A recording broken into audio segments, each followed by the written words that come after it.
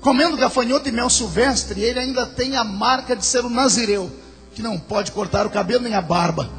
Morando no meio daquele deserto, imagine um homem com cabelo desgrenhado e uma barba mal feita.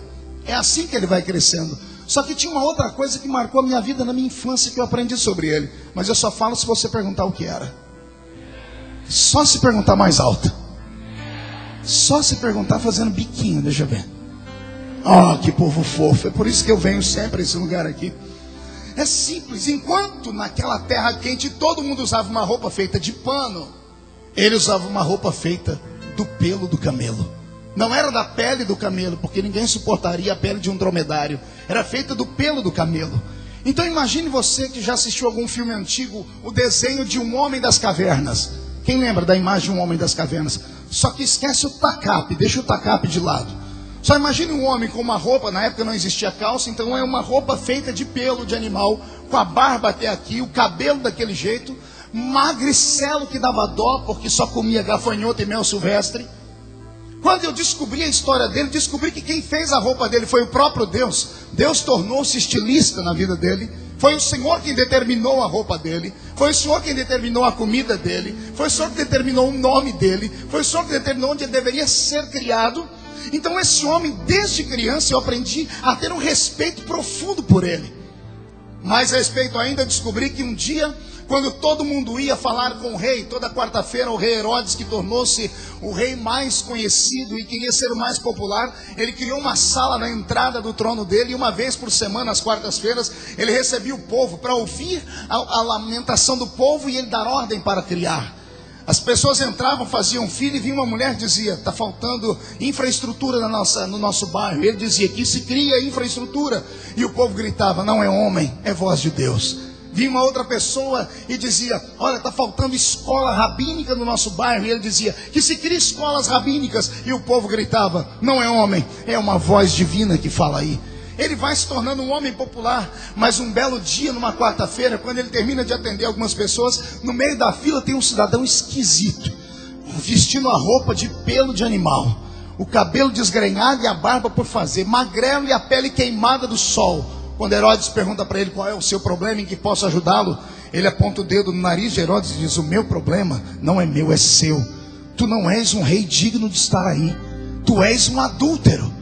E a mulher que está do seu lado não é sua mulher, é sua cunhada. Herodias não é sua mulher, ela é irmã do seu irmão. E quando ele revela o pecado do rei, nem os soldados tiveram coragem de tocar nele, porque havia sobre ele uma unção tão grande que o povo o respeitava como profeta.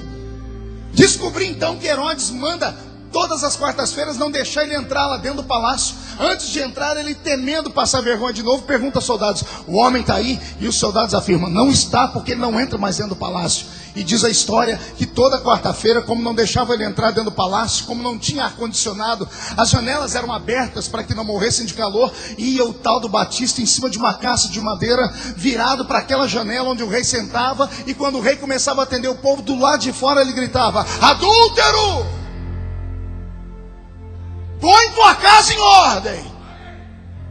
Ele não conseguia mais cuidar do reino. Diz a história que um belo dia ele chegou e disse assim: ó, vocês têm certeza que o homem não está aqui, também não está ao redor do palácio? E os soldados: não está aqui porque nós colocamos guardas.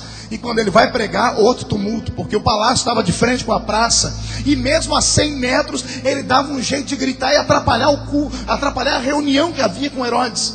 Herodes proíbe ele de entrar na cidade. E diz a história que um belo dia, quando abre a porta do palácio, não tem uma viva alma para pedir nada para o rei. E o rei pergunta: cadê o povo? E os súditos do rei, com vergonha, vem dizendo: o povo está ali. Mas está ali aonde? O povo está ali perto do Jordão. Mas estão fazendo o que no Jordão? É que abriu uma igreja lá na beira do Jordão agora. E o pastor é João Batista. E como ele não pode entrar aqui, o povo vai tudo lá ouvir ele para falar.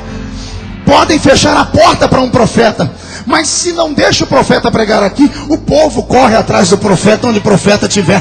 Não há como calar a voz de um profeta. Eu quero saber se tem algum profeta do Senhor aqui no meio dessa igreja.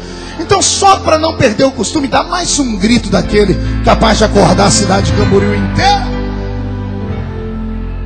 Eu cresci ouvindo histórias desse homem, cresci ouvindo histórias de que até os imperadores tinham medo dele.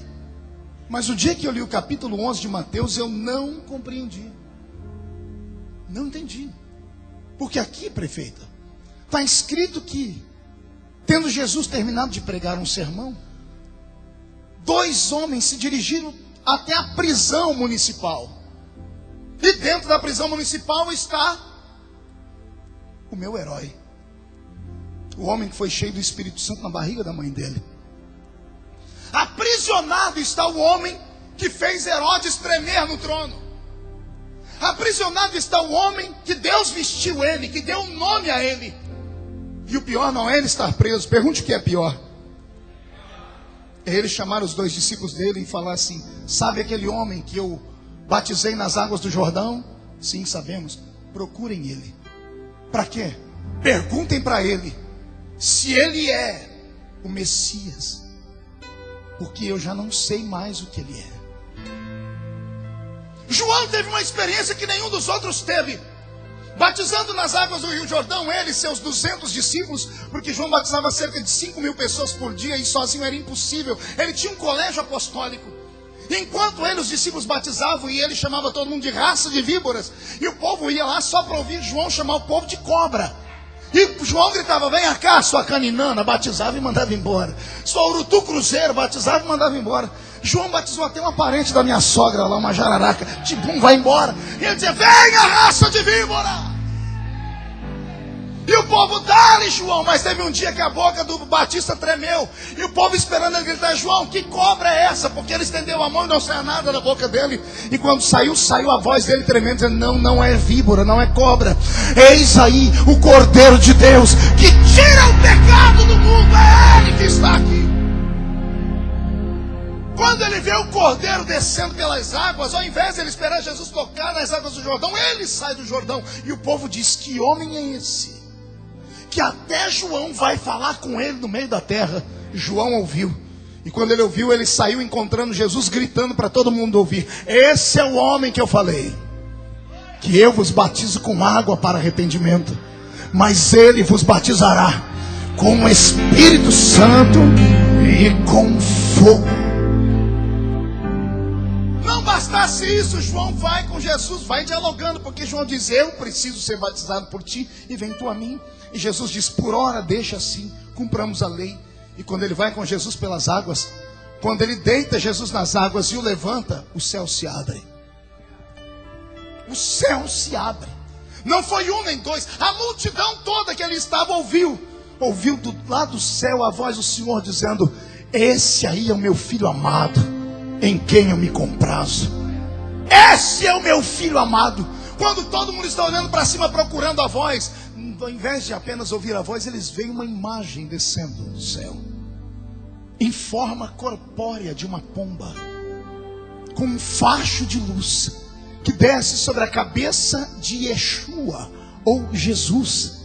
E quando essa unção toca Jesus, somente Lucas diz: Jesus foi cheio do Espírito Santo.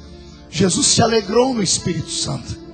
Esse homem que teve essas experiências, que viu isso acontecer, que tocou no corpo de Jesus, que sentiu o Espírito Santo descer sobre ele, que viu ele em forma de um cordeiro. No capítulo 11 de Mateus, eu não estou entendendo ele. Ele está dizendo: perguntem a ele se é ele mesmo, ou se eu tenho que esperar outro. Pergunte para o seu irmão: o que você acha que aconteceu? Pergunte, vai lá, pergunta aí, pergunta. O que você acha que aconteceu? Prepara o coração aí, porque agora eu vou pregar.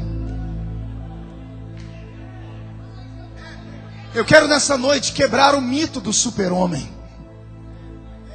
Quero nessa noite quebrar o mito dos santarrões, dos poderosos crentes que acham que podem julgar você pela aparência, que acham que podem julgar você pelo seu temperamento, que acham que podem julgar você porque você fala assim ou fala assado. Eu queria que eles soubessem que quem morreu na cruz por você não foram eles, que quem morreu no alto da cruz e por 3 horas agonizou sentindo falta de ar, não foram eles, que aquele que te salvou e te trouxe aqui, te encheu de dom, não foram eles. Aquele que te chamou está acima das estrelas, assentado à direita de Deus Pai. E cada vez que alguém fala de você, ele diz: mas esse